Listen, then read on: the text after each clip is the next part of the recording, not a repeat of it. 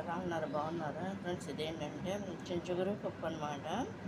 పావు కిలో పప్పుకి అనమాట 150 గ్రాములు చించుగురు వేస్తాను అనమాట ఫ్రెండ్స్. ఇది ముందుగా నానబెట్టేసి కడిగి దాంట్లో ఏంటంటే సాల్ట్, కారం, పసుపు, ఆయిల్ వేసేసి కొంచెం వాటర్లో ఉడకబెట్టేసి పప్పు అది ఎగిరిపోతుండగా సరిపడా వాటర్ పోసేసి అది పప్పు అంతా కూడా ఉడికిపోతుండగా ఈ చించుగురు నలిపి అందుట్లో వేసేసుకోవాలన్నమాట ఫ్రెండ్స్. వేసేసుకున్నాక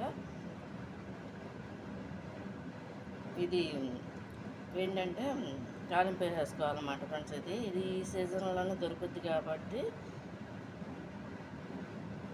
ఇది పప్పులో కానీ మటన్లో కానీ చికెన్లో కానీ ఇంకా ఎన్వీలో ఎట్లా అయినా సరే వేసుకోవచ్చు అనమాట. ఇది కనుక మీకు నచ్చినట్లు లైక్ చేయండి, షేర్ చేయండి, సబ్స్క్రైబ్ చేయండి.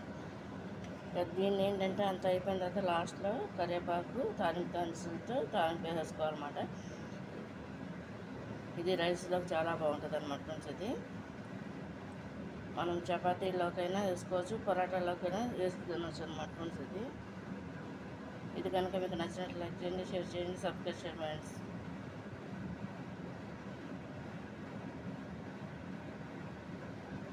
చించుగురు పప్పు అనమాట ఫ్రెండ్స్. ఇది చూడండి.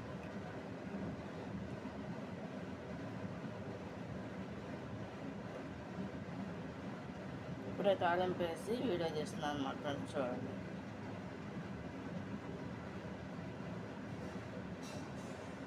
బాగా మబ్బు పట్టుండటం వలన కొంచెం దిమ్ముగా ఉంది, లైట్ వేసి ఉంచాను.